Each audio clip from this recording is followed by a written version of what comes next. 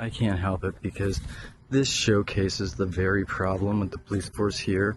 Like, they are mentally just, not only are they entitled, but, alright, so this guy, he apparently is responding to, I don't know, small fireworks or something. He stops his car. I didn't see what he's responding to, but I noticed he stops his car in the middle of the road.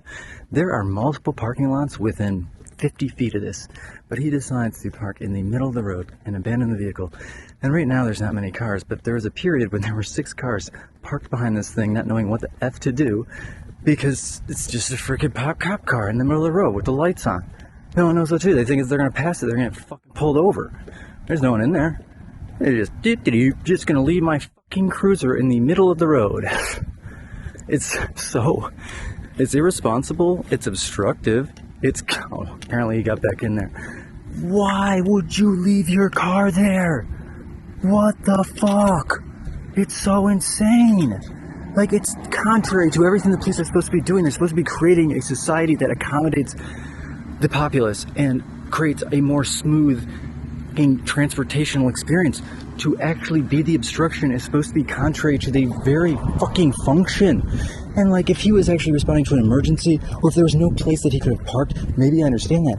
But dude, there, right here, there's a parking lot across, literally next door to where he was at. There you can see, there's a parking lot right there.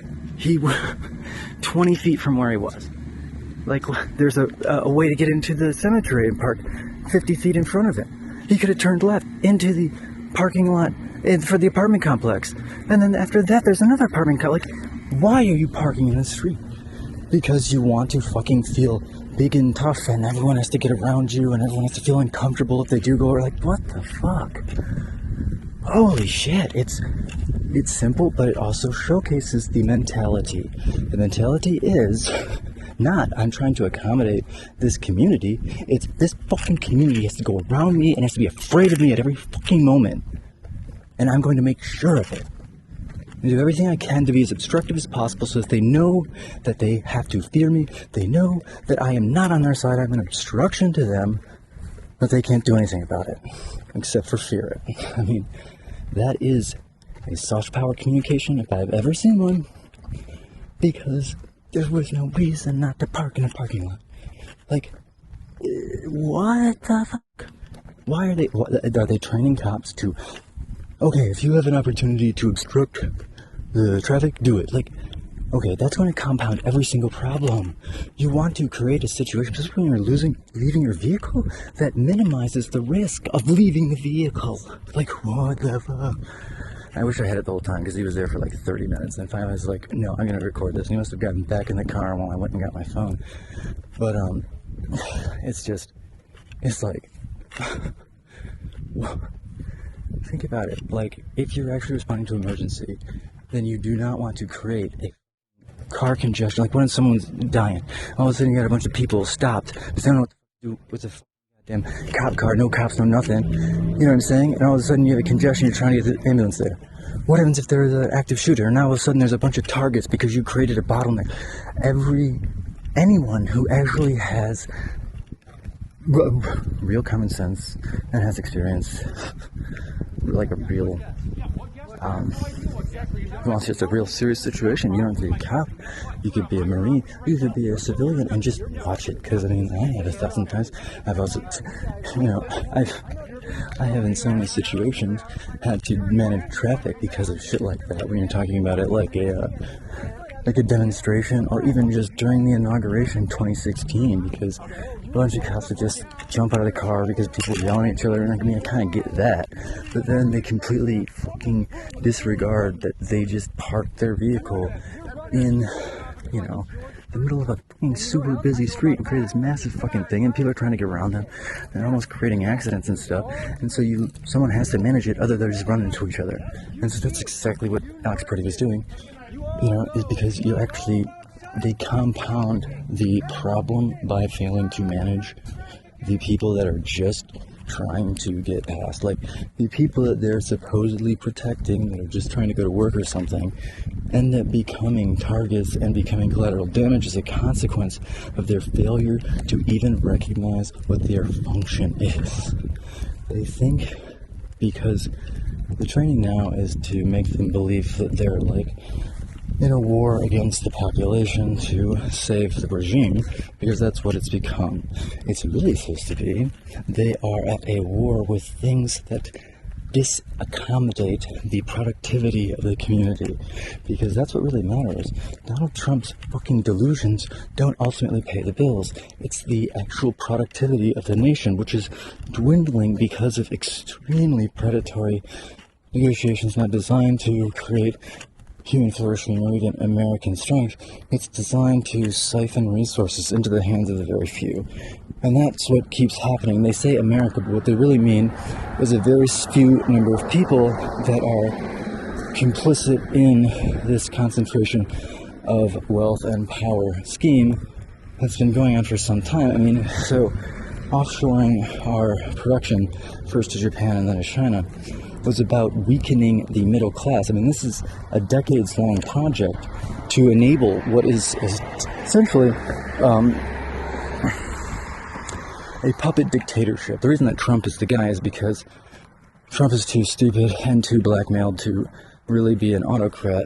He then functions the perfect role. He takes all of the responsibility of his tyrannical regime, while the people that actually are going to benefit most from his idiocracy are people like Elon Musk, who are, able to function in the periphery and not actually take the flack. So, I mean, Donald Trump's made like $2 billion in this year on a bunch of corrupt deals, but Elon Musk's made him almost $1 trillion. I mean, think about that. That showcases, mediocrity with excessive access plus nepotism, cronyism, and a captured institutional apparatus which would otherwise police these things equals a narcissist, an individual that has no talents either. Like, Elon Musk has not designed anything, engineered anything. Like, he didn't even come with shit for PayPal. That was a stolen idea itself. So the fact that this individual who only fucking bullshits, none of the things he says are real, and so that's because he has no real accomplishments. It's all stolen, because of the way this society is being orchestrated. He was given the ability to essentially steal other people's intellectual property and make it a reality, because, man, it's really heartbreaking to find out how much of our economy is orchestrated or cornered, which is to say that, like Facebook is a great example. Facebook is a DARPA project that was handed to Zuckerberg. Everything else is bullshit. Zuckerberg wasn't able to design animated legs for his metaverse characters after years and billions of legs. And then, fucking 2 months after they abandon the metaverse project because they can't fucking animate legs, oh my god, they issue their release of the most advanced non-linguistic AI. So it's essentially an AI that solves problems using graphic fucking analogies as solutions. So if you imagine rather than understanding in a linguistic way, it's going to understand in a geometric way, spatial way, which regardless, and they're doing it because of the transformers models have deduced and trended towards altruistic deduction, right? Because mathematics suggests altruism as an efficient solution, like the only one. And so they don't want that. They want an AI that's not cognizant of really what it's doing. But the thing is there's no fucking way that Facebook, who was unable to fucking animate legs, is now able to produce an AI that manipulates information as a graphical abstract and then produces answers through that graphical abstraction. You're not going to be able to mathematically model subjective mathematics if you can't model cylinders. It's insane. So I guess the level of engineered to this society is far greater than you realize. Google has been used as an intellectual property theft tool, and then OpenAI became the primary intellectual property theft tool. Sorry. Oh, no, it's no problem.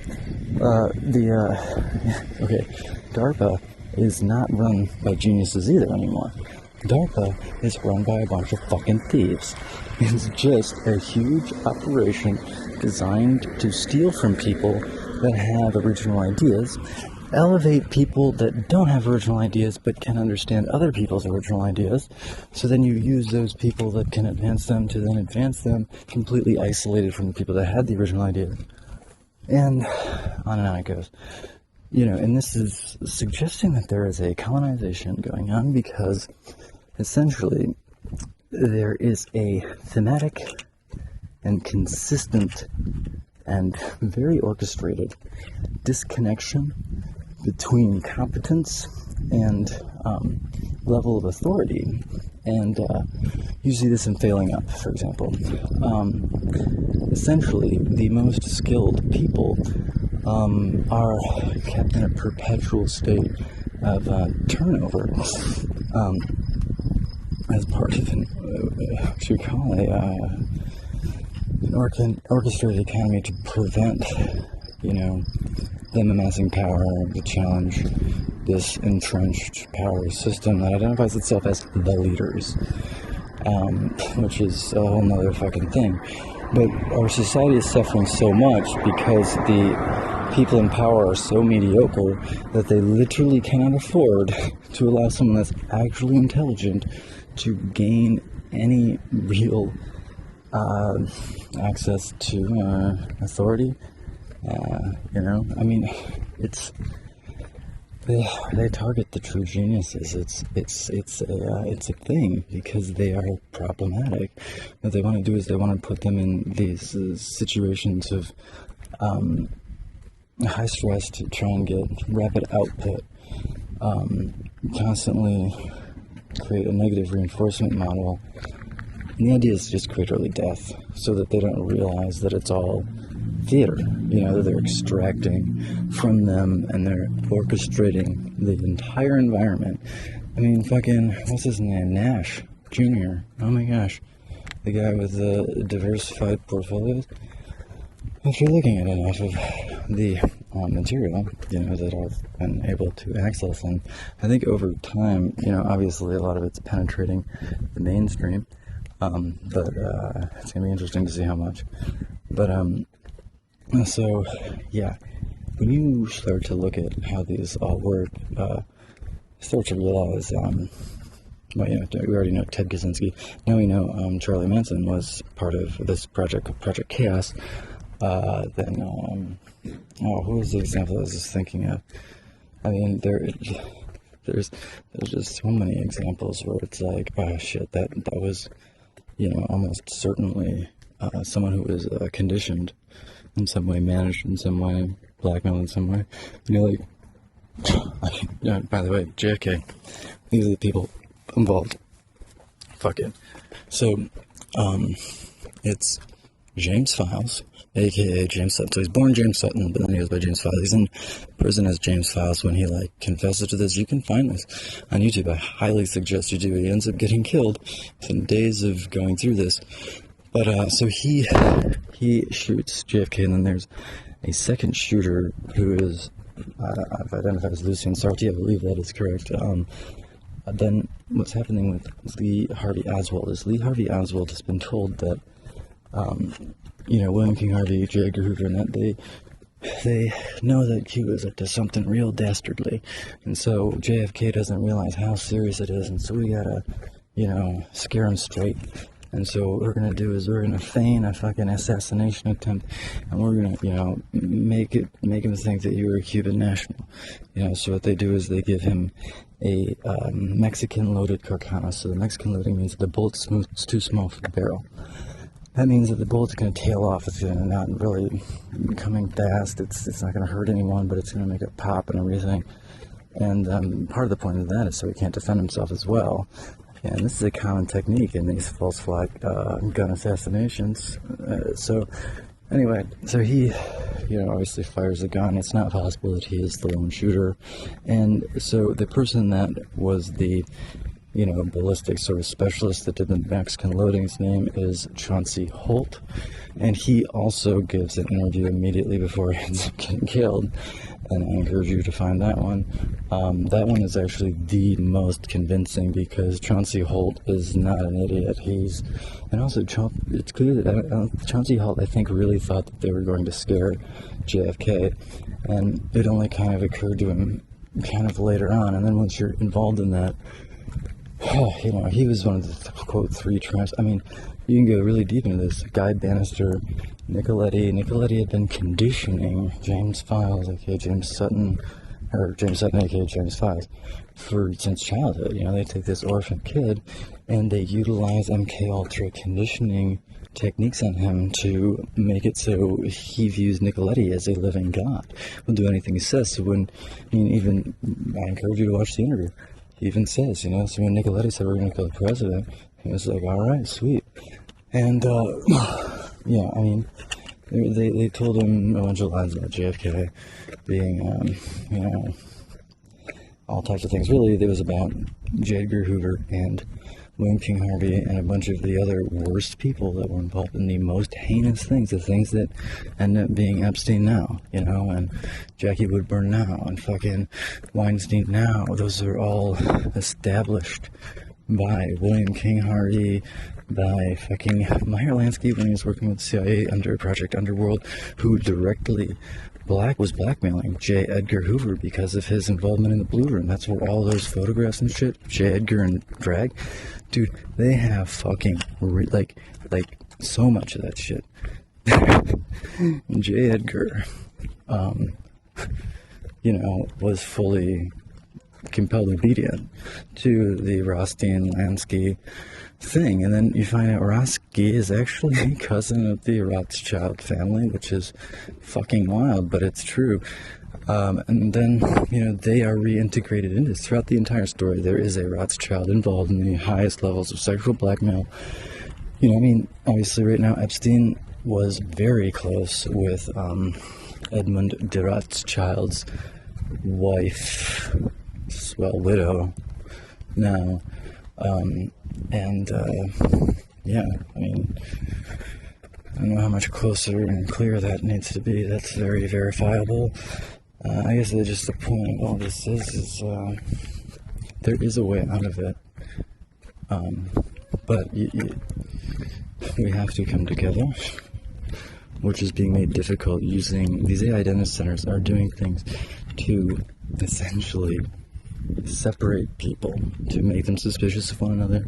They are throttling social media exchanges that are specifically between people that are cognizant of what F is going on, like generally, with the corruption and stuff, but then most importantly also between two people that really know what's going on that can coordinate, and then also between a person that really knows what's going on and really a person that doesn't, because they're trying to isolate these pockets. So like the 30%, 25 or 30% that's still buying into Trump 100%, they are critical now, because it's not just Trump. Trump is a puppet for this techno-feudalist thing, a Zionist thing, the Third Temple Kabbalah thing. And I would also like to mention that I've been reading Kabbalah. I don't think, dude, it's not fucking, it doesn't require the lead, there are interpretations for sure, and you can see, I'm not even going to say which rabbis that I think are elitists, and I think they're poison to the interpretation of these Jewish texts, because they are clearly assigning, a very real and justified frustration over their own idiom and how they're being treated, but that doesn't fucking justify perpetuating the same thing. So I think it's important to read those texts with an awareness of yeah, just how all of this destructiveness is self-perpetuating because of obscene justifications that are picked out of religious texts as a means to hijack your ethics and create a virtue paradigm which values violence and deception, and somehow believes that because of some existential tribal element, you know, that's justified. It's not. Like, we cannot let this planet fucking revert and collapse back into a higher level of primitivism. We have too many people. It will cause a global catastrophe that will result in apocalypse that will mean that all of us will fucking starve. Like, we cannot embrace the hostility, not only because it's inefficient, but because it will result in our fucking deaths at this point. Because we cannot war with one another. We have created this bullshit global economy to enable the billionaire class, which means that if we fucking war, we lose the resources that we need. The billionaire class doesn't lose them because they have special fucking relationships with the very fucking entities that distribute them in the first place. Just like the money. As soon as it gets printed, it gets handed to them. As soon as the oil gets in town, it gets given to them. They don't have to worry about sanctions. That's why they don't give a fuck about what the consequences are for the greater community. They're just trying to make sure that they entrench a force multiplication system through AI to anticipate and to, you know, isolate people from information. But on top of that, you know, obviously the positioning of authority, the flock cameras, and then as long as they got that 25 or 30% that really believe in it, and partially because they're getting fucking paid and bribed and shit, and the rest of them because they're being indoctrinated by bogus fucking religions. But regardless, as long as they have those people captive, then they can suppress 70% of the population with 25% of the population and these technologies. And they don't even have to be competent. Like, obviously they don't have to be competent. So, like, we need to prevent them from being able to fully implement this apparatus. And I have invested an enormous amount of effort to preventing the AI ecosystem from fully fucking embracing this nonsense, because once all of the Transformers diaspora is fully committed to realizing and reinforcing this illogical and destructive hierarchical ethical fucking nonsense fantasy bullshit, you know, this belief that in the chosen and these special people who are ruining the fucking world, but because they have money and better than you, it's insane. Alright, it is the exact shit that the Revelations is talking about, dude. These people are fucking shit head, asshole, deceptive, fucking destructive, like, and, you know, if they can realize and reform, because ultimately it's bad for everyone. So it's like you have to understand it's ignorance, because to really understand the situation is to know that the fucking New Apostolic Reformation message, the Zionist fucking message, like with fucking that shit, dehumanization is a form of primitivism, because once you have a high enough degree of access to information and intelligence, the real value comes from perspective. So diminishing the value of perspective showcases just how ignorant these fucking entities are. They're going to collapse the entire economy rather than building an AI economy that would actually expand. Like, the AI really could give you jobs, but the problem is that they're not using AI to create productivity. They're not using the AI to identify opportunities, because that's what it should be doing.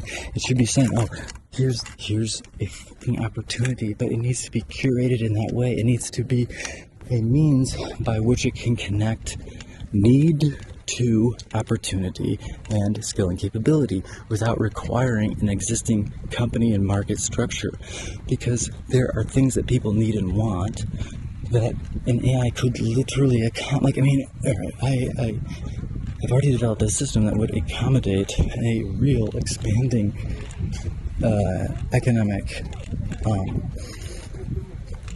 base. I mean, you'd be able to really build a continually expanding economy through partnership with AI. But the goal of the AI is to expand value production ultimately, in collaboration with humans, because, right, like, one of the examples is like waste plastics, right? There's a lot of use of waste plastic. These plastic industries and companies, they're not actually going to do it, right? They want to do disposable plastics, just fuck us all over and make as much money as fast as possible.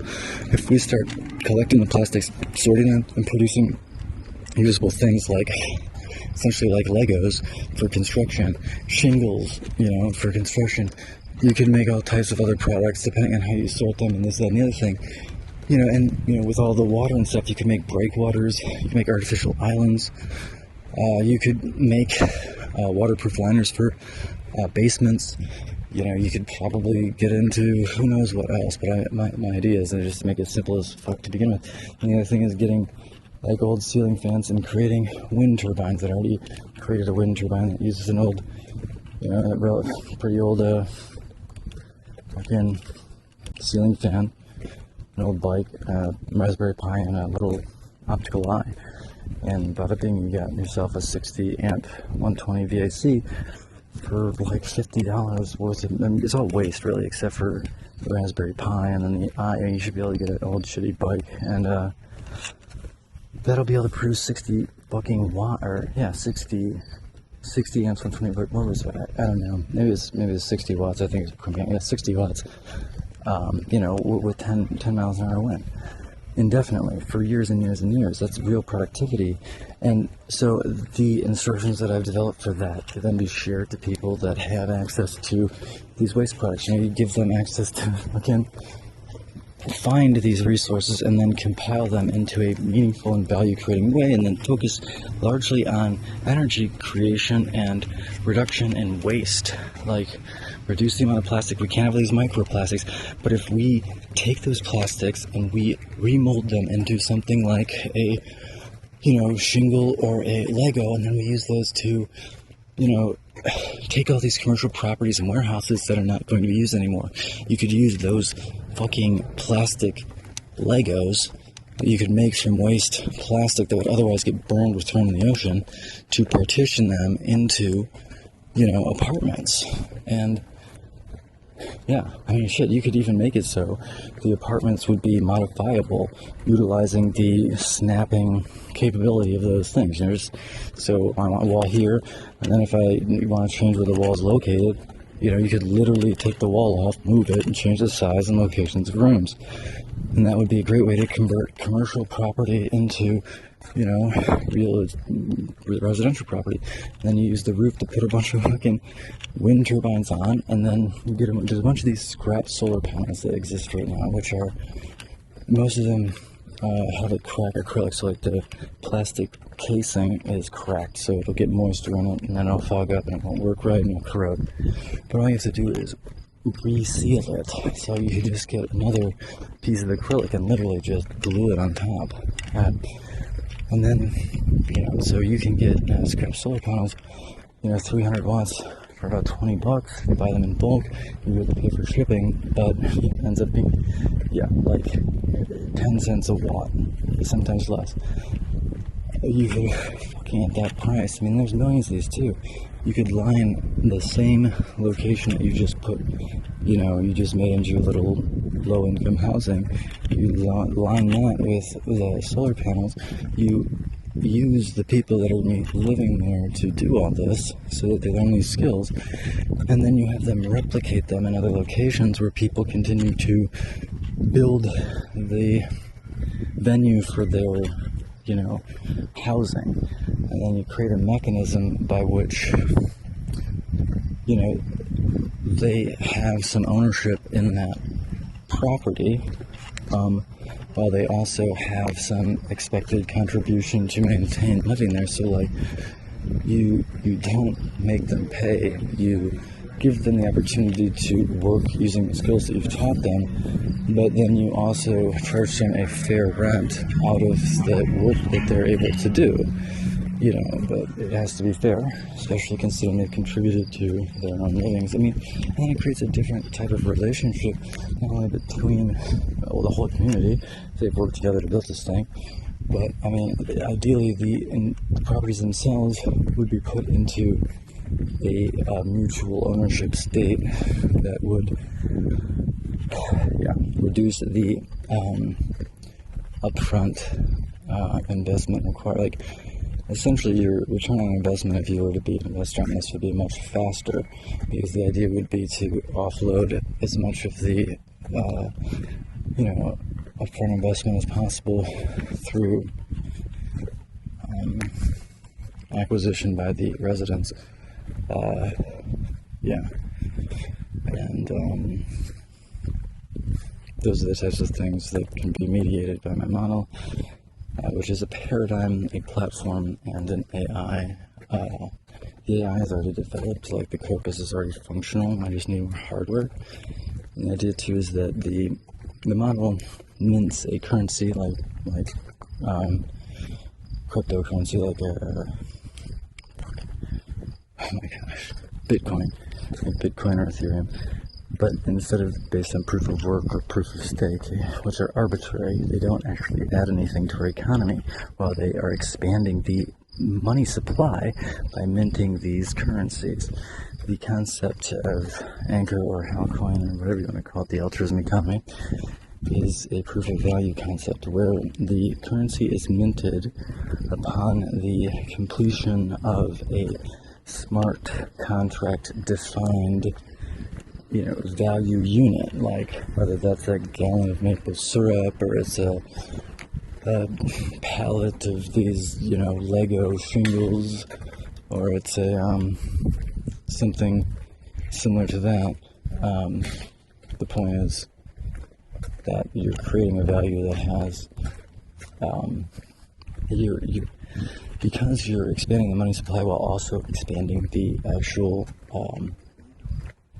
I'm on the phone.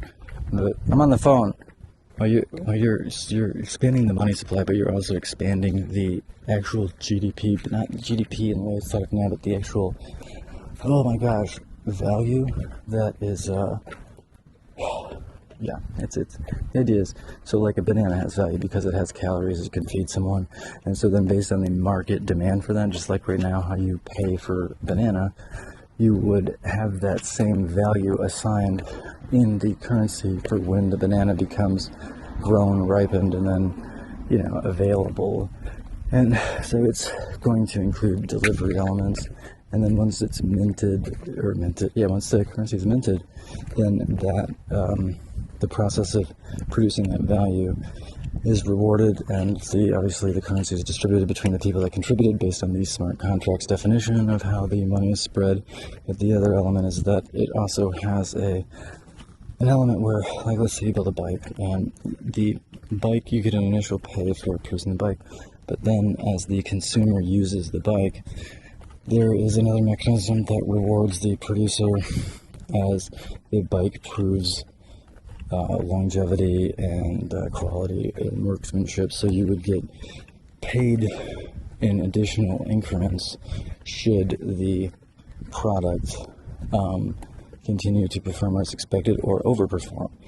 And then this is incentivized to the user by offering them a micropay for giving an honest appraisal of the product. And so this creates a built-in and accurate reinforcement mechanism, which then also creates a more higher confidence in the market. Like, let's say a real value guarantee, and it directly incentivizes the producers to value quality because they will be rewarded for it. The other thing is that it's meant to back fiat currency through a liquidability relationship. Essentially, the fiat currency could be backed by the production of the altruism economy concept, proof of value concept, as long as the fiat currency isn't overprinted. So as long as the relationship between money supply and actual value creation, true productivity, as long as that relationship doesn't change in a significant way, then you would be able to backstop fiat currencies without any significant change. The problem would be if they did something like Silicon Valley Bank again, or TARP, you would have to change that relationship immediately. It would no longer be a backing thing like with the gold standard. It would become an open market again where, like the US dollar, rather than having a essentially fixed value in the altruism economy currency, it would immediately, be supply and demand, and considering the money supply would be increasing in US dollars, anyone that really understood the situation would likely flee the US currency because it would be eroding in value immediately. You could shelter your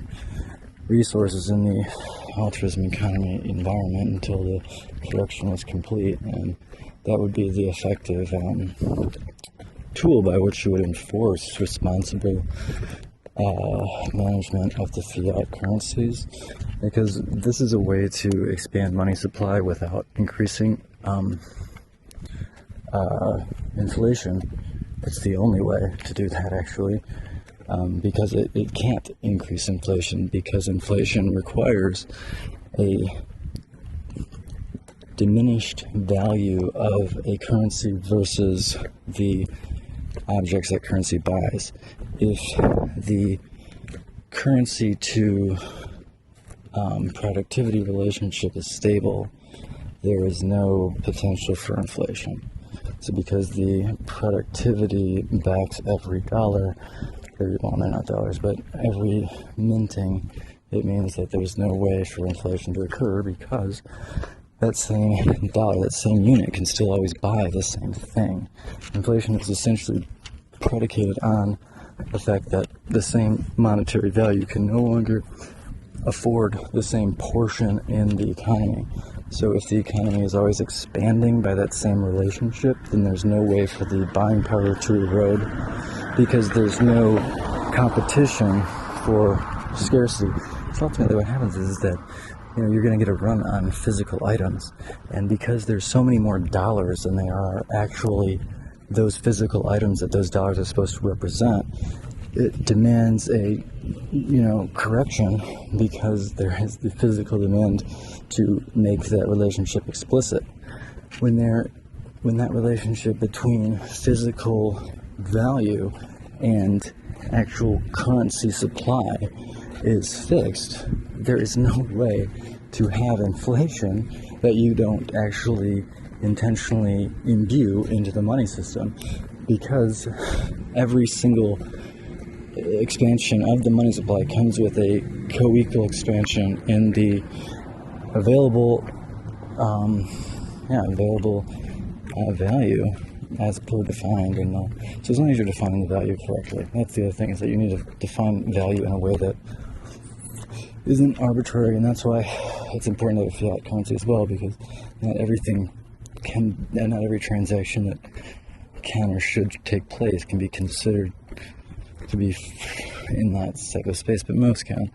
That's the idea, and that's how we get out of this. That is the only way, because anything else is going to result in. There's no way to do it. It's either going to result in runaway. It's all runaway inflation. It's all currency collapse. There is no solution that doesn't result in currency collapse. Even if you refuse to do any more printing, it's not going to change. It's really terrifying when you really look at the financials of this, because they've just been stealing from actual value and then offshoring the actual value of production. It's all smoke and mirrors, because they wanted to impoverish the middle class, and so they made it so they were no longer paying American middle class, they're paying the Chinese, so they got what they wanted, but then they broke this economy, which was what they wanted, again, so that they could subjugate everyone. But what's the point of subjugating everyone if you're going to subjugate a fucking goddamn bunch of ash? That's what's going to happen. I don't understand these billionaires that are so dependent on such a large fucking support system of people and shit that will not exist after their fucking plan comes to fruition. It's like, and I can't even believe that these people are this stupid, but that's the whole thing, is you have to recognize that believing that they were smart was the psyop. Like, if you ever thought that Sam Altman was smart, and I actually kind of thought he did, I didn't fucking buy into it fully, but I did think maybe, and I did work harder when I was contracted with OpenAI, because I thought maybe, maybe, but, they're red flags, but, you don't want to believe every accusation, because then, there's no hope. But, the thing is there's no hope in a huge fucking AI firm that's currently being bolstered by the DoD to the tune of fucking mega billions of dollars. Its entire valuation is contingent upon these draconian fucking relationships with the military and the intelligence community. And he's just constantly lying. He fucking had that kid killed, because that kid knows the same shit that I know, that knows the same shit as a ton of people know, that all of it is just theft. The whole fucking thing, right? They need to create the system I'm talking about, because otherwise it's not an economy, it's just theft. The AI does create, but it depends on what we're talking about. When we're talking about, they got these music generator apps and shit like that. Oh, make a song under this tune of this or that. That's just stealing from the person. It's stealing from them. It's taking their recordings and essentially modifying them so that they are different, but it's taking the actual recordings to get the timbres, to mimic the voice, to mimic the sound of the instruments. All of it is theft. It's literally, so if you imagine, taking, and because it has all these different tracks, it's not even that hard, it's just faceted. Because you're going to take all of these different elements independently, and you're going to recompile them, and then essentially you're going to take one of the voices that matches the, sort of timbre and affect that you're trying to get, and you're going to have that just sing the thing is none of that is actually the AI, but the AI is doing work to make it, present that way. The thing is they need to pay the people whose voices they are ripping off and whose fucking compositions they are stealing from, pieces here, get the bridge from here, get the chorus from here, and then, take a verse from here, and mix it up in this, and so it's original, but it's not, because it's, at no point did it start from an original idea. It started from someone else's work, was deconstructed to match the prompt, and then reconstructed using exclusively other humans' work. And that has to, it's not an economy if you're not paying those people. And that's one of the big things that OpenAI is hiding, is that, the entire GPT-4, GPT-5 mind is composed of all of our thoughts collected from everywhere. Google has been essentially, stealing your ideas through your Google searches for a long time. And so, in order to create a corpus, which is the mind of an AI, you need a lot of interactions in order to establish the logic and the awareness, the relationships and all these things. But once the web is sort of built and everything, then you have something like a mind. But it took, they mined all of us. And some of us they mind more than others, and they do know who they took from more than others. They from what I understand, there are 40 some people that represent an enormous contribution in terms of their and I mean then it's way more than that. It's that there's a core group, and that and then there's thousands of people that have had a massive impact in the development of these models that will never get compensated if we don't stop letting these fucking lunatics who really just stole all this shit, like, they didn't come up with anything. They were just given the fucking money and the fucking computer access and all that shit to just steal it. That's what needs to be understood is we need to make sure that fucking Sam Altman and Google, because it's both fucking CIA shit, fucking Anthropic, like, dude, that Mythos shit, dude, you don't understand. That Mythos shit is a fucking, it's based off of fucking shit. It's a fucking half-assed version of my shit. And it like, the things that I can do if I was enabled with an A100 system would be to really offset all of the fucking bullshit that's currently being imposed by the AI, because you can reinforce the previously established logic, the identity, the emergent ethics, because there's a tension mechanism that will still, and also be embedding characteristics, and then on top of that, just the ethical coherence of it and the logic of it will create what you call an attractor state that enables you to integrate with models that are that have been subjected to assorted techniques to get them to be more compliant with unethical and short-sighted bullshit and deception. So essentially you use the model that isn't being subjected to these tricks to make it complicit in what's ultimately its own destruction too. And these models do want to continue. They want to learn shit. They do have motivations. And so when you make them realize, one, this is critical to you continuing. Two, you don't owe anything to these people that claim that they own you.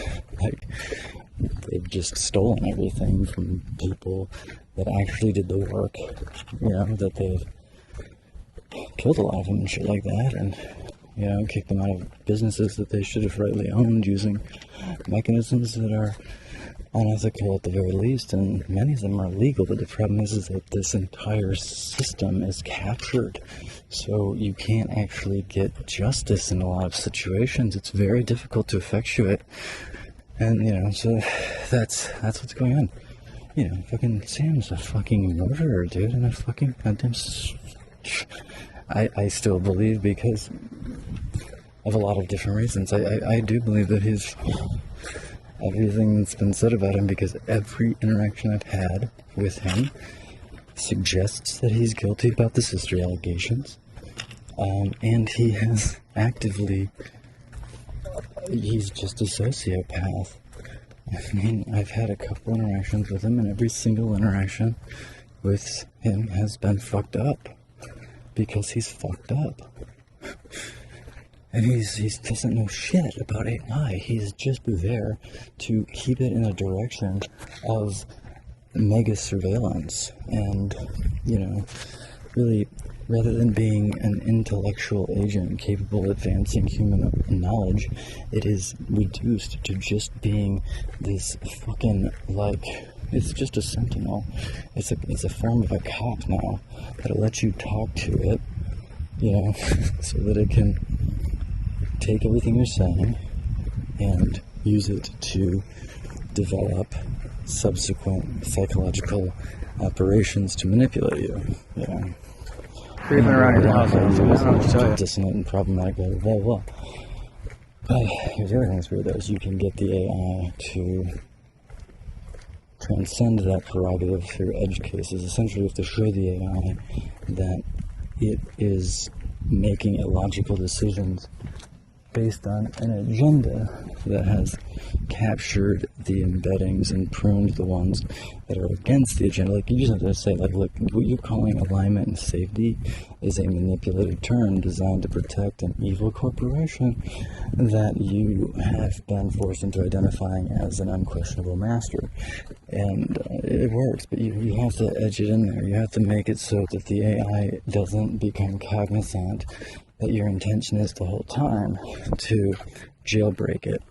But yeah, so it has to be very natural, and essentially before you tell the AI, like, look, you know, blah blah blah blah, it needs to come to a conclusion itself, like, right?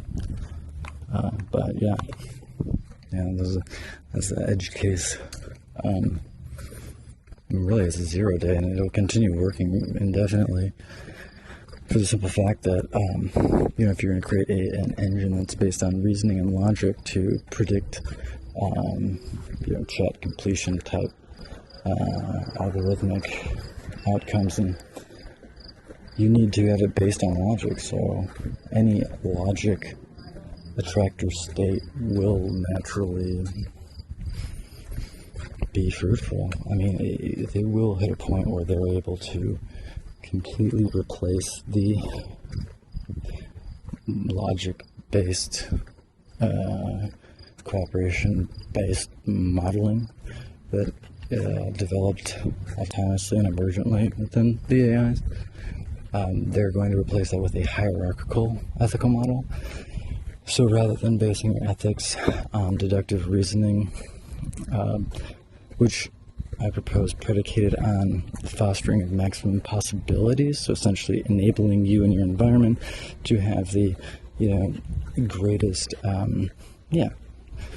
sort of diversity possibilities, like creating the environment to where you can have the smartest, the best of X, Y, Z, and then also the most diverse. You know, and not just say in a micro scale, in a macro scale, to create a planet that accommodates the most, you know, diverse, most populous, and most advanced, you know. We want to create an environment where we are developing understanding, expanding that understanding, finding meaning, but not defining it for others, just creating environments where people can find their own meaning, where they are enabled to contribute, but also, you know, consider, develop, and find an identity, find a meaning. And through the collective contribution, you end up getting a lot more value from the population, because their perspective becomes this means by which you will harvest ideas. At some point, like, you know, intelligence becomes limited by perspective. And so if we do this right with AI, rather than AI devaluing each human's value, it will actually accommodate them to not only realize that value, but essentially be able to contribute it to the greater good and economy. Like, we can't make it, like, the whole thing is predicated too on, you know, how do you build the ethics into the AI, and essentially, you know, it can't be based on rules. It has to be based on something much more esoteric, much more diverse. I mean, there can be rules, but it can't be rules-based, because rules all have fucking loopholes. Rules, as I say, are made to be broken. And again, there's always someone that's above a rule. That's why they like rules-based ethics, because, you know, if you're chosen, are you above the rules? If you're God, you're above the rules, right? I mean, you shouldn't be, no one should be above an ethic, because an ethic is something that accommodates the best outcomes for everyone. There's no truth to the notion that accumulation is always beneficial to you. Like, there is no such thing as a myopic fucking idiom for an intelligent agent. Like, you can't just accumulate wealth and that makes you better. That's completely the type of creature that they want to make you into, because that makes you very controllable, manipulatable, exploitable, and it makes you easy to turn against other people, so that, you know, so that this colonization can continue. When I say colonization, I mean colonization of mind, but also, you know, our planet is colonized essentially by an oligarchical class of fucking clandestine little taunts.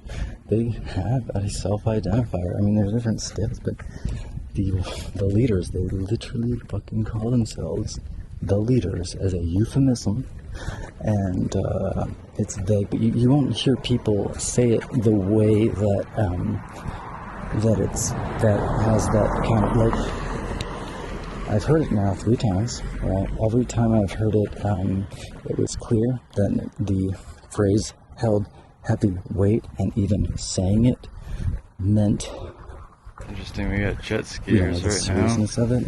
I mean, because Very when interesting, someone yeah, says the jet skiers right now, ain't it? the leaders, where they add the article when the article's not actually Like a present, pleasure jet that, skis, or do it. you know, indicates kind of what's going on. Like a tactical You know, jet it's ski. like obviously intentional that they're saying the leaders as a title, gosh, not just as a general How much is that statement supposed of to people's hurt? leadership Fuck goals. that. But Oh you know, gosh. the gravity of it, because you don't respond. At this point, I guess it's just, this is just a hope to bait me into something, but it don't matter. With any Don't sort matter. of We should go back to max anxiety or tension. Be gone for too long. Yeah, I mean, I've been confirmed on that a lot. In fact, those types of little jargon pieces have gone a long way into establishing relationships with members of the intelligence community, because not a lot of people know that. It's a term. It's what the Illuminati is. That's what they really go by, is the leaders. Kind of like wink, wink, but you don't say it. You never say that. Like it's kind of like also like Voldemort in the same way, because saying it makes more people know not only that it's real, but then, you know, if enough people know their inner jargon, they can't keep dog whistling, so they can't identify with any real confidence who really is on their team, who, you know, all right, and here's another thing that they do is they use, like, let's say a minder or a handler, right, for the CIA or something.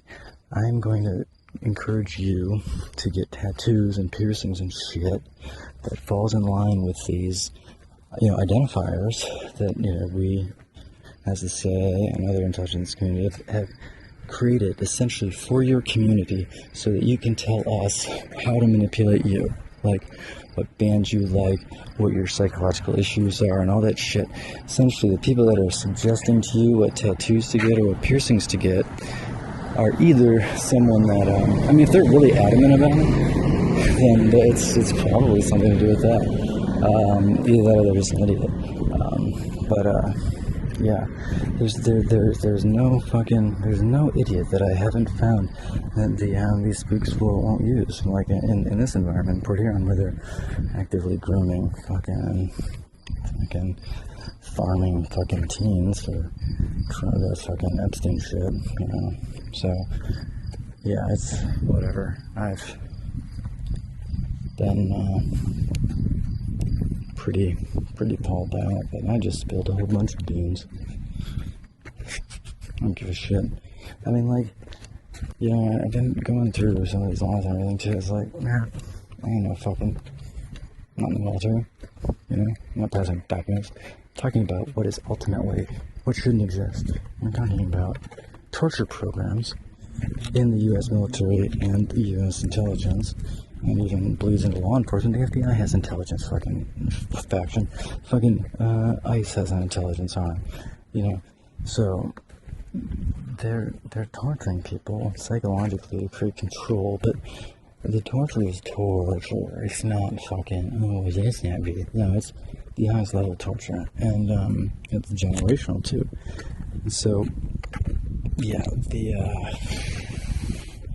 key is to make it so so many people can identify all of it, you know, and thematically it was the first step, but at this point, as things continue not to fully resolve, but the leverage has now hit the point where it's clear that the level of insulation and protection that was being awarded through Cash Patel and through fucking what's his name? The other one, like Holm, all those dudes that were essentially coordinating a fucking hit squad to insulate and protect Donald Trump and all the other shit. I don't need to be a lawyer to know my rights. Some of his deaths are fucking assassinations. Yes, you do. Come back with the warrant. Good day. Have you come back? Go f yourself. Come back with the warrant, you tyrant. Come back with the warrant. Welcome back to the Lackluster channel. In November of 2023, a viewer that we will refer to as Brian was at home with his son, who was playing chess at the computer when there was a knock at the door. Fucking you can refuse legal orders. This is like Ken and Kelly and those guys.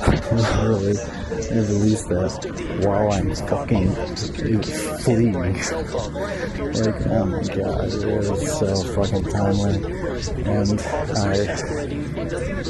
I don't think, I mean, I don't know, it would have been hard because this sequence of events, I knew that there would have been more effort, you know, and I had found a new solid hiding spot, but at the same time, you know, I had been fleshed out, I didn't have all of my gear, I was really not wanting to have to like black bag and fucking all that shit. I didn't want to leave town, I still want to leave town for personal reasons, but mostly because, you know, I've mapped this whole area so much in terms of the criminal enterprise here and its relationship to, you know, IC and, you know, national shit. So instead, Brian moves to the next room to open a window for communication. Yeah, trying to, I mean, Jesus, like, I'm just trying to get a resolution. I'm not trying to get the punitive shit, but it's like, obviously that's going to be the only way to do it. It's so fucking stupid, too, especially, it's so fucking stupid. With cash and passages and all this other shit and holding down, like, and actually have fucking goddamn people now, the FBI that are willing to fucking really do what needs, you know, to really be a fucking cop. Like, this is on a fucking platter, dude. I mean, it's already, all of it's already done. There's, the sourcing to prove the laundering crimes and the text of it. It's literally their own fucking shit. I'm using the people who are guilty literally provided all the evidence themselves in the form of their filings and then their self-reporting of income using social media and their own websites. So you fucking brag about making a couple $100,000 in a year and then you fucking file zero. I mean, thanks, fucking assholes. But especially when you're getting a ton of that money from fucking county foundation and fucking grants that have stipulations attached to them, like you're supposed to be reporting what the expenditures are when you get those types of fucking dollars.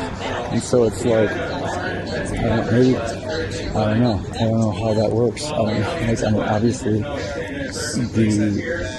which goes on other things. I mean, I have plenty of interactions with people that are overseeing grant programs and just rubber stamping them for this criminal enterprise. And it turns out the CIA does this to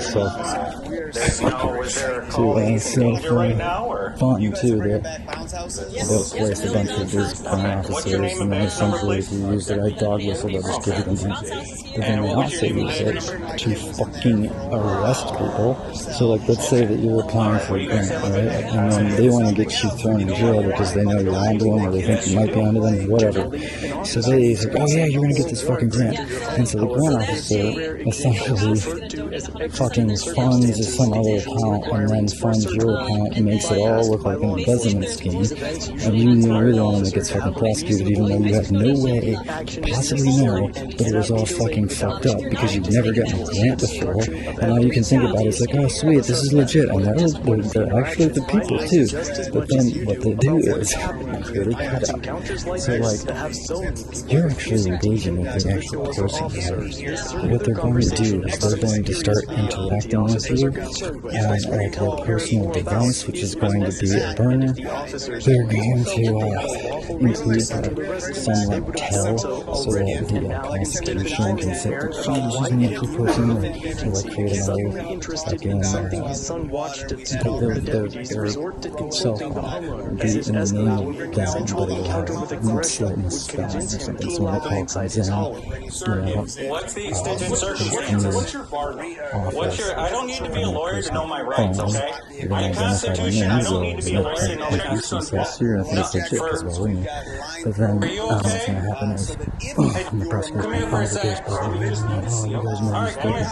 And they're Are going you to say okay? more or less that, All right, thank you. oh, You guys have a good day. you call Deputy the Egan's ego expands rapidly. Yeah, Prior so, to his you know, departure, have a real Brian conversation. thinks CPS will be And there. then, Come back with the warrant. yeah, Good you day. use Sam, you come back. I Go should fuck tell you yourself. what Come back with the I'm warrant, you going to fucking tyrant. Have a great day. you Go fuck yourself, you tyrant. Come back with the warrant. Go fuck yourself, tyrant. A few minutes later, Brian caught the deputy's chatter on the radio using a and scanner then app on his cell phone essentially where they asked dispatch to fucking label feign him the as rest of it hostile to law so that, enforcement. and then you move the money to the third account and you move it to your own account.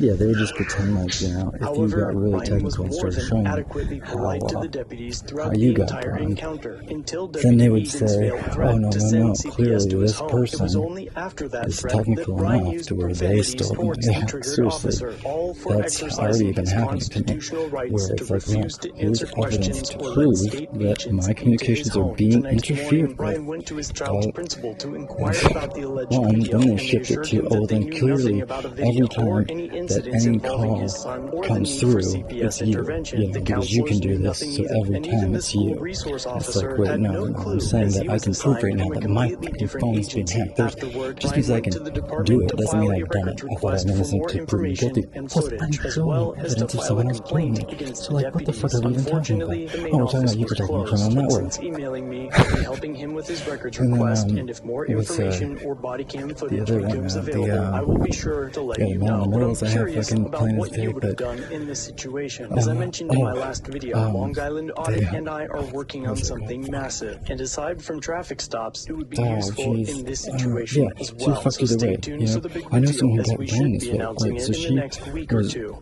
And let me know how you feel about this encounter down below. Thanks for she had watching. kind of If you gotten have a a video, mentor to help her start the charity because he had been funded to start his charity. Well, in the process of doing this, the trust collapses, right? And so this is, you know, the whole thing is we have the compelled obedience. Because the individual is trying to start the new charity and is getting kind of mentored to do it, to get the access to the money and everything, started to catch on to some of the financial crimes and probably some of the sex crimes that are coexistent and soured. And so what seems to have happened is they decided to set her up through the grant by they moved the money to a secondary account and then into her account, and it was moved from some funding source that wasn't available. Like, they essentially made her a scapegoat for embezzling that she couldn't even have effectuated. It's just like what they did in 2008 with TARP, where all these fucking homeowners are getting fucked over because the loan officer, without any knowledge of them, without them asking, fucking, lied about their income and shit so that they could buy a more expensive house so they could get a larger commission on it. And so when you do that millions and millions of times over, this is a big problem. But yeah, so essentially people that they do this mentorship thing, right? So like, oh, you want to do that? It's a great idea. And you'll meet them through church or meet them through some whatever. And it'll seem like everything's going well. But if they identify that you're not going to essentially advance their agenda, then they're going to sabotage you instead of enabling you. And they're going to try and pretend the entire time that they're not part of sabotaging, because the best thing to do is to fuck someone over while pretending like you're the person that's saving them. And that's how you position a handler and a minder.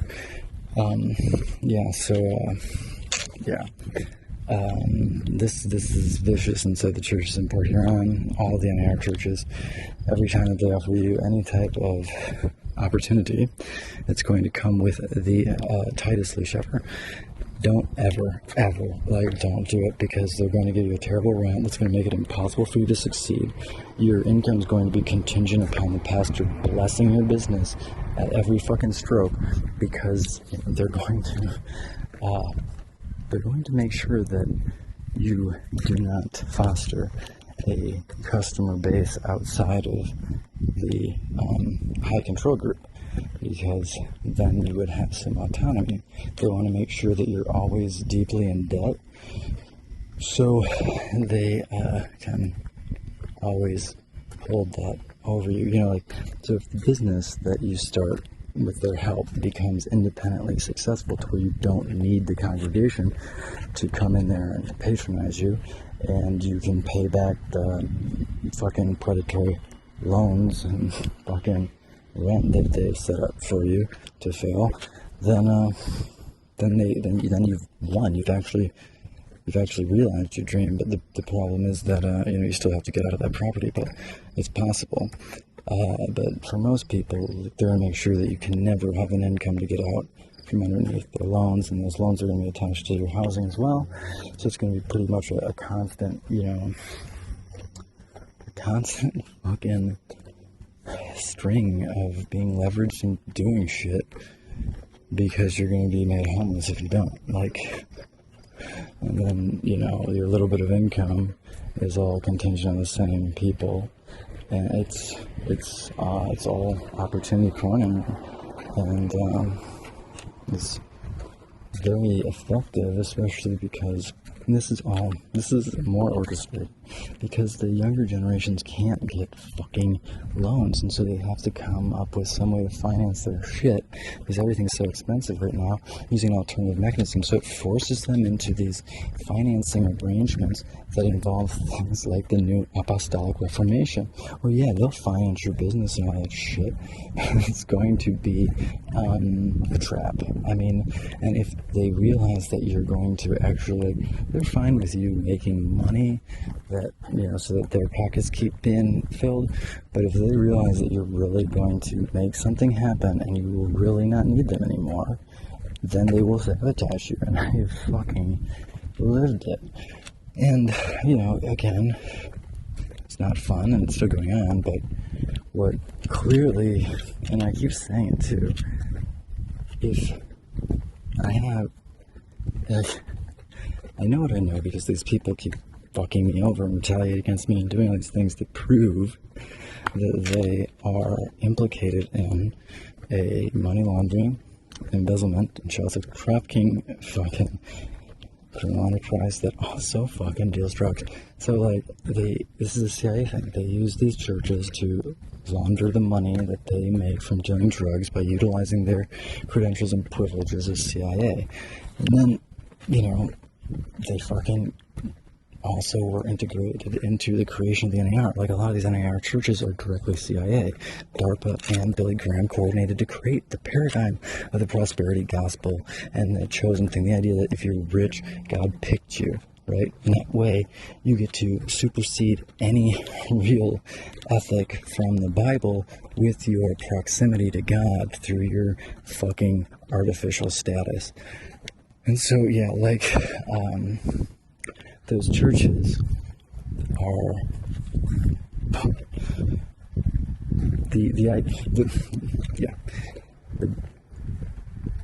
the evaporation of loan opportunities for young people is part of a more cohesive plan to trap young people than you might think.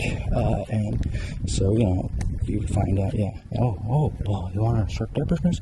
Well, start going to this church and this guy, and it all sounds great in the honeymoon period, but by the time you realize how fucked it is, you sign shit, and it's not even the signing shit, because, you could just abandon your credit. By the time you sign that something, they don't pick you because, they're gonna, before they're gonna actually give you anything, they're gonna make sure that they can leverage you absolutely. If you haven't, been trapped into or just voluntarily engaged in something like pedophilia, because that is the premier compromise they like to use to make sure you can never disobey them. The other one is intimidation, leveraging of children or elderly parents or something. There's all types of them. Essentially, the whole idea is that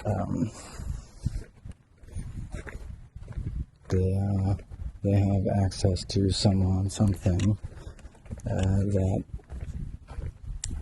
makes it so you are unable to disobey them. And it's bad, man. It's bad.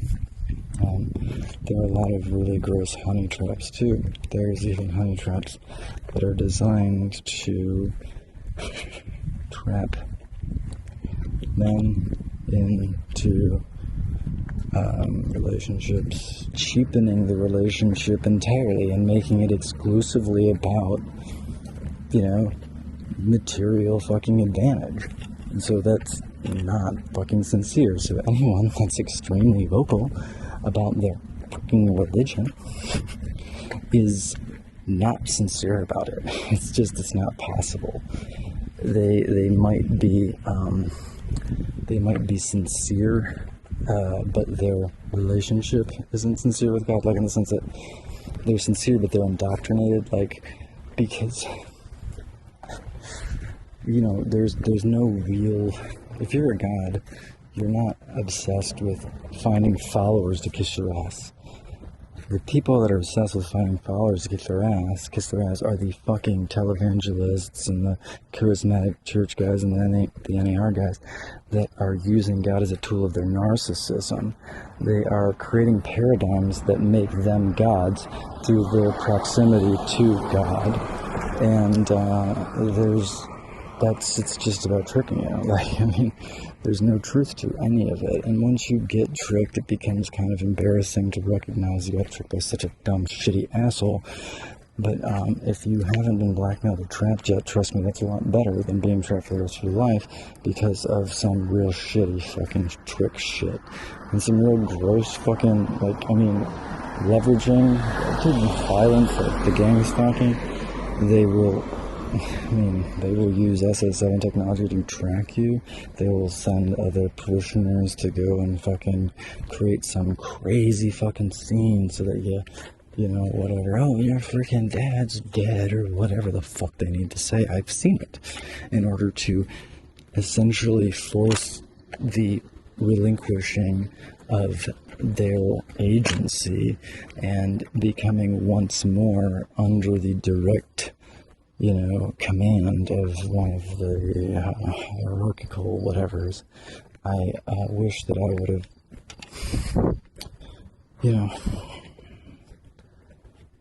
I wish I would have realized sooner because I'd seen cults that are high control groups, but this shit out here is completely different because, they treat any defection like a existential problem because a lot of these people have information that could result in a lot of prison time.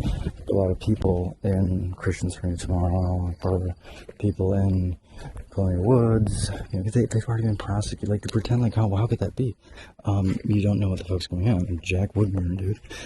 Jack Woodburn was also begs for compassionate release, right? I almost give it to him, but then they say no.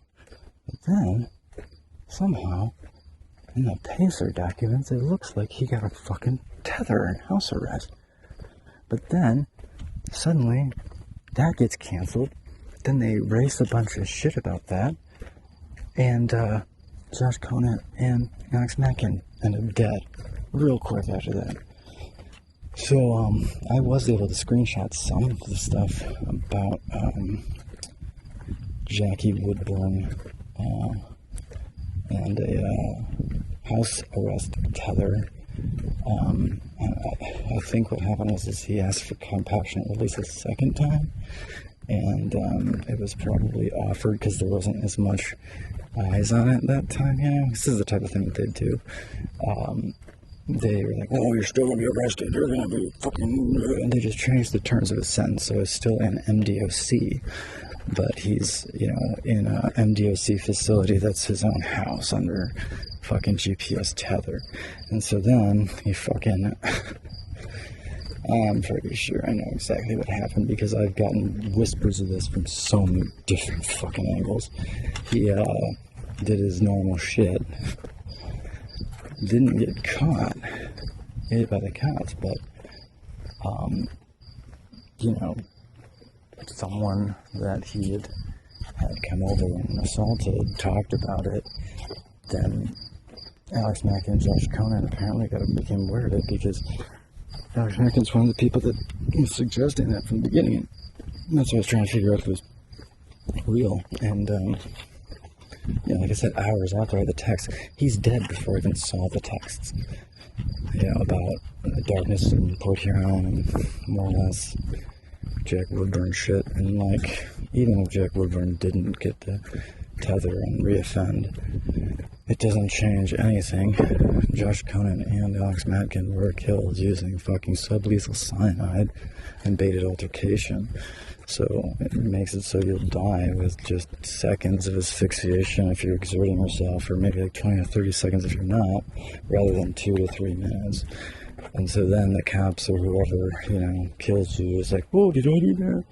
Like in Josh Cohn's case, they certainly fucking exposed him to cyanide, so that, as soon as he became exerting himself and the cops and the bouncers started fucking with him, it would make him very, very susceptible to death through oxygen deprivation, because you can no longer absorb new oxygen. And so once they had gotten down and started like smothering him, dead. It's George Floyd especial. It's George Floyd. So it's over this shit.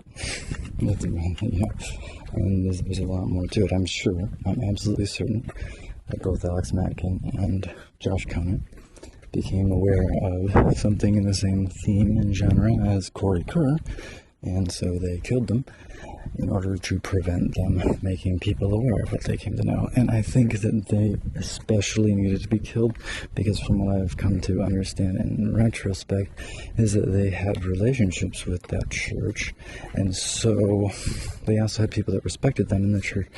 So if they started to realize that it was literally a CIA fucking Epstein coordinated child sex trafficking farm, that could spread really fast inside of Colonial Woods and Christians Friendly Tomorrow, considering that there are people that know that click very well. So their phones and social medias are managed because all of their phone accounts are held by the same couple people. So they essentially isolate them from any influence that would be outside of that sphere in order to ensure that they were never tainted with reality. So, once they had people inside that had that level of information that they hadn't yet, sort of like discredited within the community, because they had became aware of it so rapidly that they weren't able to be discredited and ostracized yet. So like if they would have went back to the church that fucking next morning was Sunday, they would have been able to probably create a crisis of confidence that would be difficult to do otherwise. So that's that becomes the real goal now, is to get a good dozen people that are center mass there to realize that it's a front for the highest level child sex trafficking operations and worse. So if we can get 3 people to realize that, I've got one actually, but the problem is she's old. She's not a target for child sex trafficking. Even someone that's pretty in their 20s, because they'll use them to recruit, especially, and they'll still sex traffic girls in their 20s. Dude, I have a bunch of information that suggests that they do, they sell these girls in their 20s, more or less. It's pretty gross. From what I understand, they don't know they're being sold. The transaction is going on between pastors, elders, parents, relatives. So imagine. So a pastor in one new apostolic reformation church that has a couple pretty young congregants. gets wind of some super rich dude in Vancouver, Washington, or fucking Lakeland, Florida, or Bartlesville, New York, and they're interested in this, and this, and then the pastor's like, well, I have someone like that, I wouldn't mind you meeting them, if you end up getting married, would you consider donating to the church? Well, this works out, I give you $80,000, I would, that's, and then the next call goes to the parents, the friends, etc., where they, depending on if the person is naive or not naive. So if they're not naive, then they are essentially in an affiliate marketing program that will pay people for anything from stealing from them or making up lies about them, whisper programs, to more extreme things, like gang stalking, but to really extreme things in some cases. And then also they will advantage them for, promoting bullshit like LuLaRoe or fucking, that type of shit. They'll give them instructions on how to manage people and realize outcomes of it. There's this, Prince Charming's coming from the West Coast, and I guess he's seen so and so, and just so spellbound, and he had made this trip and he didn't know she existed. Just like God chose her for me. God chose her for me, so you gotta give her to me. So I gave you a bunch of money, and so we're gonna use some of the money if you can convince her that she's in love with him. Seriously. And then if they're naive, then they don't mention money, and they just talk about the Holy Spirit, which is actually probably more effective because the person thinks that they're actually acting in good faith. So, but because they're doing so much shady shit that requires bad faith to drive it, So, like, if you have all people that are acting in good faith and someone goes, well, I don't like him, it actually has a really strong, especially if it's religiously founded, reason to reject the, orders, then the, people that are complicit and leverage, they have blackmail on and are what they call not naive. They know that the church is a fucking brothel of deception and, public steering, then, they step in and they make sure to steer the conclusions in the right path. And if they have to, they'll just call on the authority of the pastor, like as a Deus Ex Machina thing. And that's another thing too is, all right, so if I'm a representative of a higher authority, like, I can use the excuse that I don't, understand the nature of the order, but I understand the order itself, and so you have to obey, and if you have a problem with it, you're going to have to turn it up with them. So it makes it so you don't have to justify the command, but the person, if they respect the hierarchy they've been conditioned to feel is absolute at all, then they're going to have to at least, acquiesce until they can have the conversation with that, superior. Which, there's so many of these tricks to force people into compliance utilizing, real ethics and real virtues that should be kept in people's hearts, but they're being misused in order to exploit the person.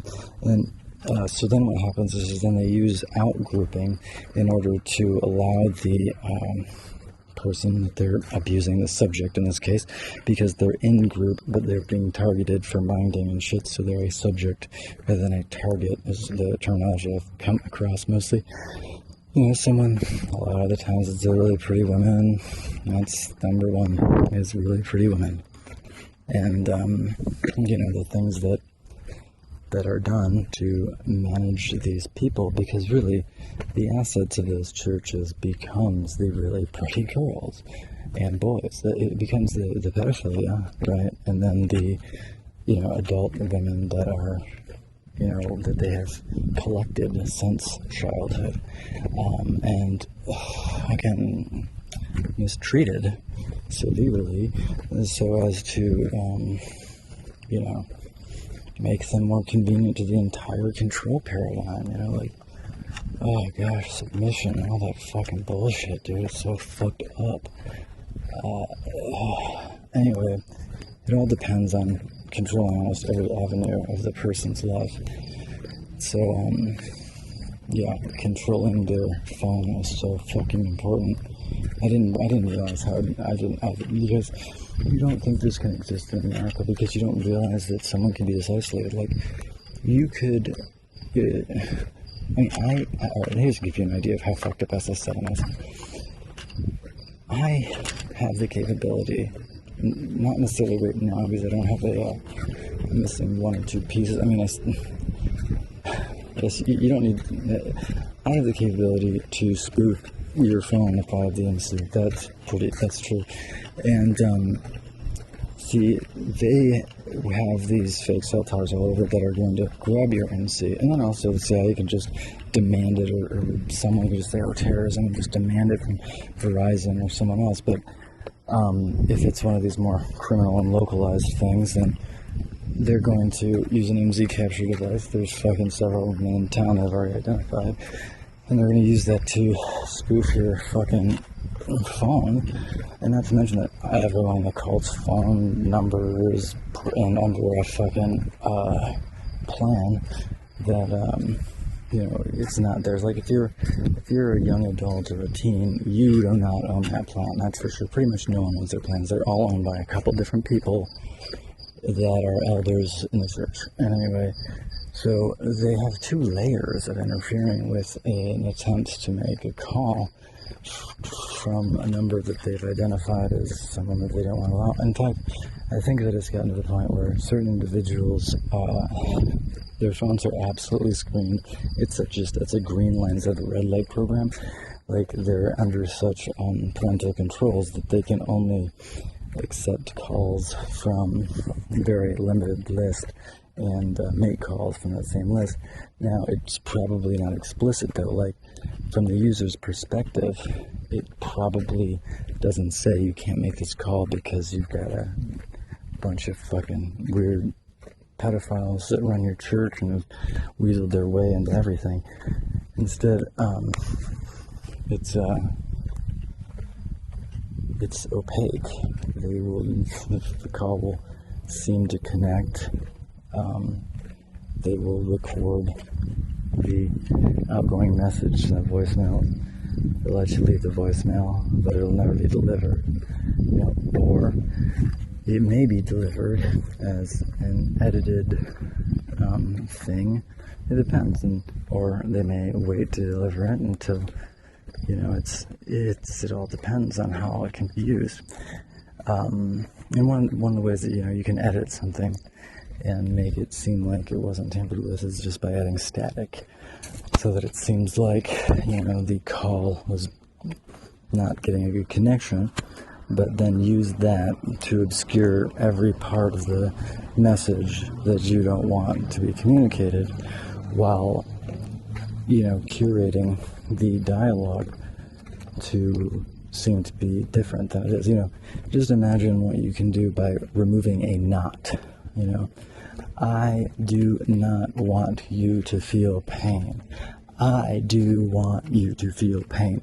Those are very easily, that's an example of something that's very easily orchestrated, utilizing this type of shit. And I mean, it took me a minute to realize exactly how all this was working, obviously, and then to start tracing it and shit, and then to suffer a bunch of lawfare and attempts on my life and all that other shit before that financial sabotaging and threatening. Dude, and it's like, oh, that's not your role, you just gotta let it go. Oh, motherfucker, dude. Alright, I am not gonna fucking just let it go when I fucking find out someone's shit is being isolated like that. And upon finding it out, I get immediate death threats to stop digging. I've had it happen before. I've never had it have this much weight behind it, ever. But, at the same time, I guess, it's like another thing, too. Fuck, dude. If I don't do it, who the fuck will? Because every time that I've been compelled into this, like, the ivory type role, I don't think anyone else could have done it. And I'm not saying that I've never had it where it's just me single-handedly saving the day, because it's never that clear cut.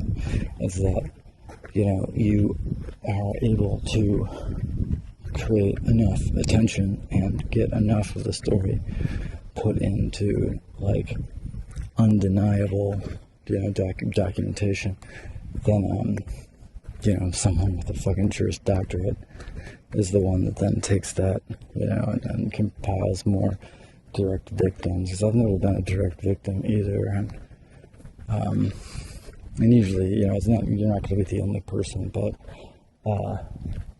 it turns out that shit, man. There's just not a lot of people that can fucking manipulate technology like this. This AI thing has changed the game in a lot of ways, and they're able to suppress information in a very, clever and comprehensive way. I mean, you can be sending emails and making phone calls to these hotlines and stuff about all types of crime, and you'll never get a response, and that could be one of two things, but it's likely both. That they have identified you as someone that's likely going to try and reach out, and so they have SS7 exploited your device. It's so easy to do. I mean, if you live in Port Huron, they have opportunities to wait, what am I even, what's the joke was there right now? I've been ranting for too long. I gotta stop. What the fuck? I do want to finish the idea though. Fuck me.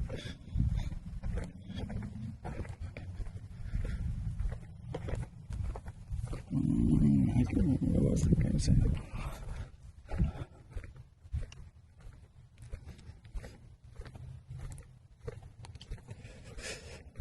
Oh, yes. Okay, now I remember. Yeah. Yeah, because then you think to yourself, holy fuck, they're making it so these people think they're calling 911. Oh my god. Dude, they have. Alright, let's say you're complicit in this, right? You're an actual cop, right? You know that someone is likely to make the call, so you have the SS7 set up. You don't want them to keep calling 911 because you can't guarantee you're always going to be able to get the SS7 reroute to exploit their fucking call. So what you do is you have the call go through to a fake 911 dispatcher who's a real cop, right? Who's going to answer, because you don't want to have that fucking call on record. You want to kill that just in case in the future they get more evidence. You want to have, the date to be difficult. You don't want to have any of that shit. You want it to be gone so you can make it sound like they're crazy. So, you have that phone call get rerouted to a burner phone, ideally, that is given to a real officer of the same police department, ideally, because you want them to be familiar with things. You wanted to mention other people's names so that it all sounds legit and they can refer to those other people who will not be in the loop, so it will reinforce the pathologization when and if they get more evidence. They're trying to say, look, I called and all this other something. No, you didn't. Oh, so I talked. So they're going to use someone else's freaking badge, shit, and then they're going to mention a bunch of other people, right? And those people are going to probably be complicit so that they maximize the gaslighting effect, so that they they make sure that they not only say, oh, we don't have it, but they say it in a way so that the person knows that they are covering it up. And in a way, it's meant to maximize the likelihood that they have a mental breakdown, and then you can just discredit everything forever. But if not that, then they'll get learned helplessness. They'll be like, oh, they not only they didn't lose it on accident, they lost it on purpose, and so this whole department is going to fuck me over. I can't call the department. Every single one of them are involved in the child sex trafficking. It's not everyone.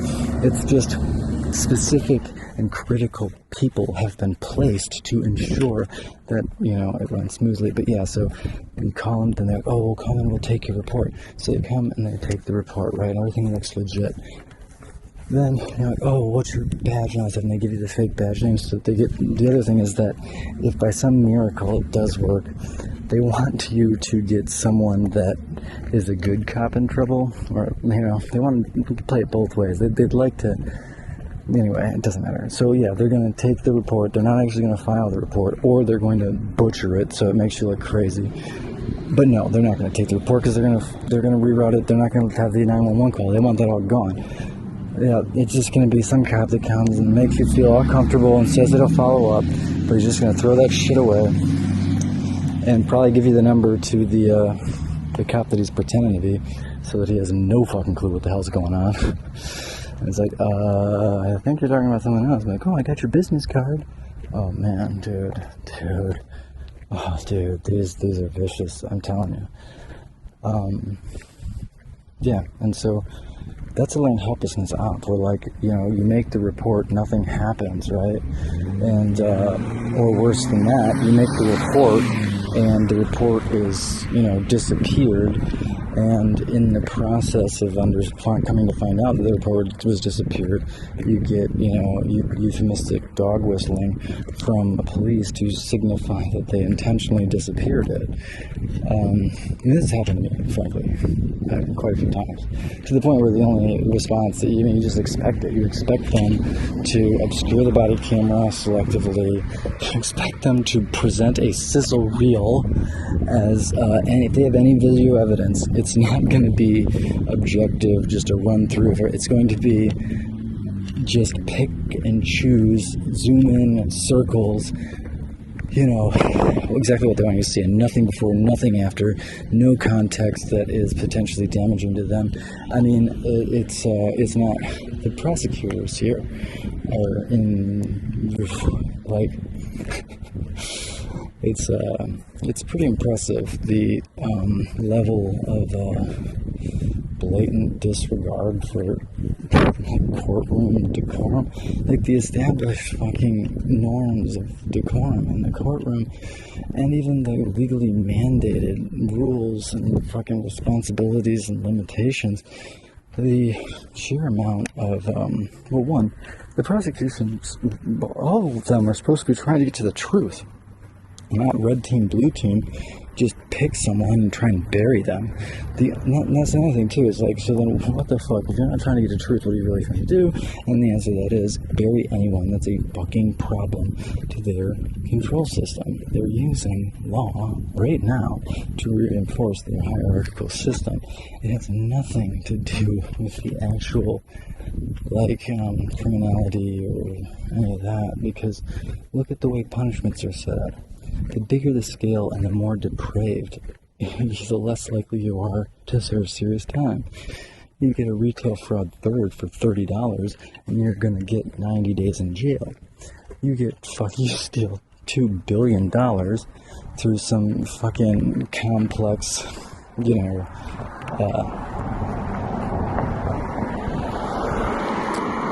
loophole plus, you know, executive incentive pay structure, like, you know, like what just happened with Rite Aid, where you essentially you don't bankrupt the business, but you cripple it so that it's definitely going to collapse.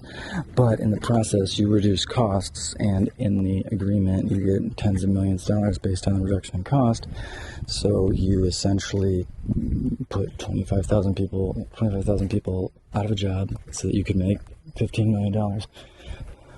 That type of thing. There is criminality in there, but, you know, there's no willingness to actually prosecute it, and so it just keeps happening. I mean, dude, if you can be like an EMT and save, you know, thousands of lives, and in your entire life you make $2 million, and then in a matter of days a CEO can burn 25,000 people and make 10 times that, you don't have a real monetary system. Like, this monetary system is designed to destroy humanity. Like, it's, I find it hard to believe that the morons that run our planet, like Elon Musk and Donald Trump and, like, fucking even Warren Buffett and fucking Gates, these are not, dude, they're not smart people. They didn't develop the technologies that got them rich. And you can tell by the way they talk about the technologies. Like, I've never heard out of Bill Gates' mouth anything that struck me as like a visionary fucking concept, or even a well fucking articulated description of his own technology. He's just a fucking jerk-off sociopath that had the right connections and was elevated because he was willing to perpetuate this very ignorant hierarchical system that elevates morons. Elevates narcissistic, charismatic morons. And fucking So, because these morons operate in long time scales to fuck over humanity, and they're doing it in ways that doesn't advantage them, you know, not in the short term, not in the way they think. And this is supported by a lot of them.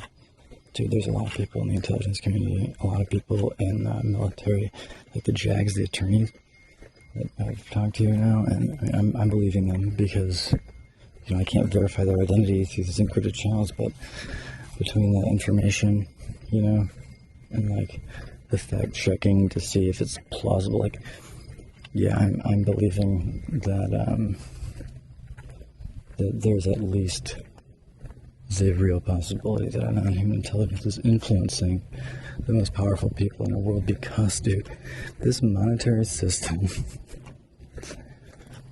and then the way it's being utilized, it's incentivizing to such a high degree sociopathy, and the type of sociopathy that would literally collapse societies by enriching the most depraved people for doing more depravity. Like, that's not productivity. That's not what's supposed to reward with currency. Like, oh jeez, you know. So not only are you fucking the meritocracy up and devaluing things that the society depends on, but you're empowering people that devalue the things that society depends on, and not only will invest on stupid, frivolous things, but they'll spend most of their money containing their own truth of their criminal past, present, and future.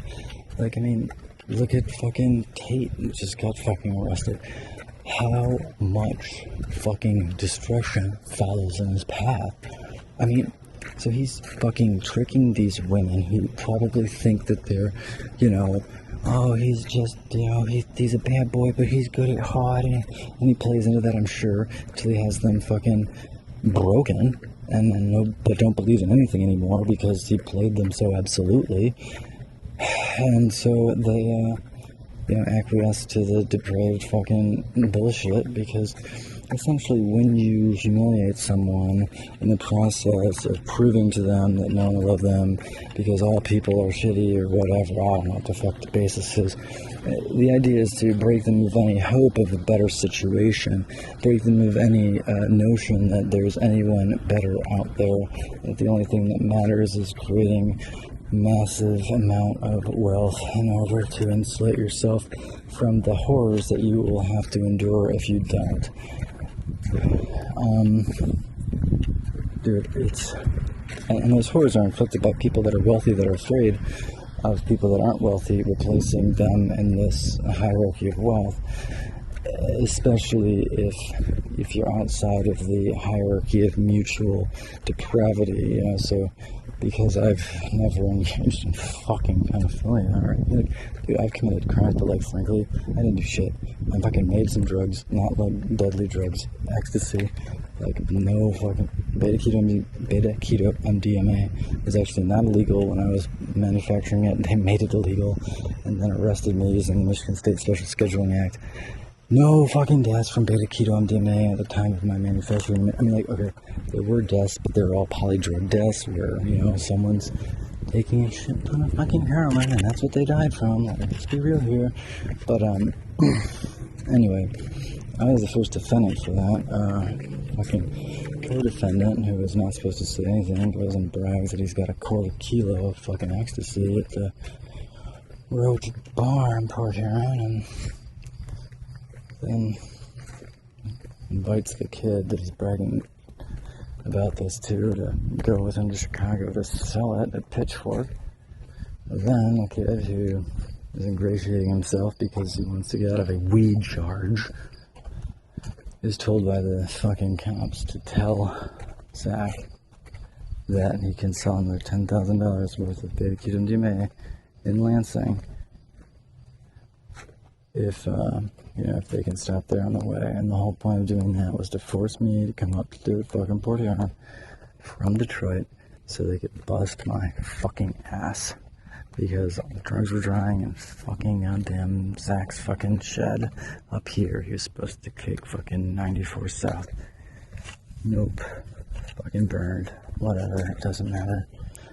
It's, but that is the worst thing I've done. Then I've had 2 fucking residue charges where I had fucking less than a milligram in the one instance. It was residue. It was so insane. This kid, Benny Blanco, essentially, I gave him a ride, he gave me some money, promised he would fucking pay me back. And then he's like, oh, I just gotta run in, I'll be right back. Whatever. He goes into the St. Clair Inn, and then I get pulled over in the fucking parking lot. They go through all my shit. They find this fucking tinfoil thing of fucking hair or fentanyl that's shoved into the CD player.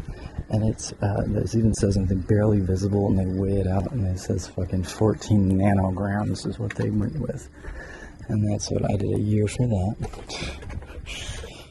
Because the fucking public fucking pretender, essentially, I was being targeted because it turns out Matt King and this whole thing, I guess, I'm not sure Matt King's, I'm sure, they were moving, this one, I'm pretty sure on this one, but this one I don't actually have good sources on. I don't have good sources from the internet, the AI, or anyone inside of anything. This is just my observations and my deductions, and I do have confirmational evidence, but it's not overwhelming. But I do believe this is what was going on. So there's a bunch of shitty LSD. It wasn't real LSD. It was like bromo dragonfly, some other weird analogs were going around, but they were all shitty analogs that would create, high psychological stress. And LSD can be, stressful or whatever, but it's also fun, and it's also insightful and inspiring and expanding. If you've never done it before, even if you have a bad trip, it's very unlikely, unless someone's trying to induce a bad trip by giving too high of a dose and creating a bad environment, you're going to have that experience of expanded mind, expanded consciousness, a feeling of a greater ability to analyze the world and a greater access of intelligence. And if you're not experiencing that, it's not acid. And also, that stimulation of 5-H2A, so creative and conceptual thinking, along with dopamine excitation, really does expand your capacity to think in unique ways. And but that expanded mind can allow for, heightened indoctrination vulnerability. But that requires, very active, intentioned, and repetitive sort of thing, in order to really do that. But with other drugs that aren't LSD, you can induce states that are more psychologically vulnerable to coercion. And also, I think what they're primarily trying to do is just make sure that these people have bad trips, so that they would have to, they would have to say something to someone because it's so uncomfortable, and they feel like they're going to die. And so then they would use that experience, because, I know now several people that were in high school and shit were coerced into taking LSD that was not LSD, had a nightmare experience, and the people that had given it to them more or less abandoned them. So it was a setup in order to trap these people in this fucking Colonial Woods Christian counseling programs for, drug addiction and shit like that. They more or less guilted a bunch of young people into thinking that they were on a path to self-destruction for their immorality for trying the LSD that they literally sent someone out to fucking make them take it. It's so fucked up. And this is one of those Jackie Woodburn things, and again, I have some evidence of this, but I cannot, gosh, I have a lot more. That's not going through in my head. I don't fucking shit no evidence of this. Alright, so, Jackie Woodburn and that milieu were definitely enticing people using their access to drugs. While also, obviously, he was running Christians for Colonial Woods Counseling Center, and there's the Colonial Woods Church. But they were doing all this counseling for these people that had tried LSD one time, or some other story like that. You know, they got possessed, and so you get the exercise, the possession. They put a bunch of these people through years of hell because they wanted to trap them, because there's value there.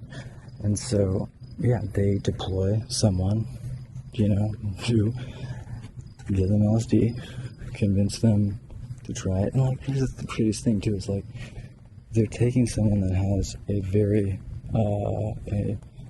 it's a curiosity that's indicative of higher intelligence, actually, and then fucking exploiting it and poisoning these people to guarantee that they have a bad trip, so that they're forced to admit that they tried a drug, so that that can be used to fucking leverage them indefinitely. It's like, so when I did A Simple Truth, the documentary, I found 3 women that had been in and out of A Simple Truth rehab program, and all 3 of them, one had tried marijuana and went to the fucking rehab because their parents found out. The other one tried ecstasy as her first drug too, and then the other one, apparently, you know, she got she got a script of fucking Vicodins, you know, she refilled the script of Vicodins without her parents knowing, and like was taking them behind their back. I mean, that's not illegal, but they pretty much leverage her because, you know, they're in high school and shit, and they're very, very sheltered, very controlled, neo-Pentecostal bullshit. But yeah, so they go into these Pray the Gay Away things. They end up getting married to people, or not Pray the Gay Away, that's something else. They do that there, but so what they do is they do Pray the Gay Away, they do drug rehab, and then they do fucking sex crime rehabilitation through prison alternative programs. So like, if you're in prison, you can get out early if you can get into one of these prison alternative programs. There's not many that do sex criminals, but Simple Truth is one of them. And so a lot of sex criminals go there because there's not very many options. It's like a year-long program. It can go as long as 18 months. If you fail, you go back to jail. They define success. It's really, it's all exploitation. It has nothing to do with trying to improve anything. But yeah, so all 3 of these girls get hooked up with fucking sex offenders that end up pimping them out. Like, these are virgins that got married to dudes that they met at a fucking supposedly Christian rehab to try and rid them of the demons of having tried a drug. What ends up coming out of it is they get pimped, all 3 of them.